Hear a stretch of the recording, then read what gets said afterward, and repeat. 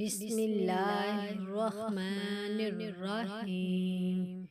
شروع کرتی ہوں اللہ کے نام سے جو بڑا مہربان اور نہایت رحم کرنے والا ہے۔ حضرت ابو برزہ رضی اللہ تعالی عنہ بیان کرتے ہیں کہ رسول اللہ صلی اللہ علیہ وآلہ وسلم نے ارشاد فرمایا، میرا حوض ایلا سے سنا تک چوڑا ہے اور اس کو چوڑائی اور لمبائی برابر ہے۔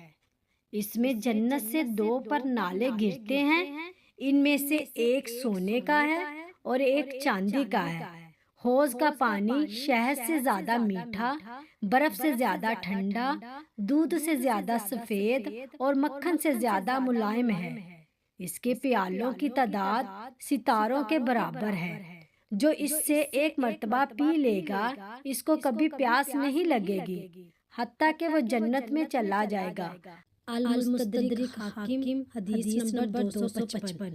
نبی اکرم صلی اللہ علیہ وآلہ وسلم نے مجھ سے 3 باتوں کا عہد لیا، میں وتر پڑے بغیر نہ سوؤں، ہر ماہ 3 دن کے روزے رکھوں اور چاشت کی نماز صلاۃ الضحیٰ پڑھا کروں۔ جامعہ ترمذی حدیث نمبر 760۔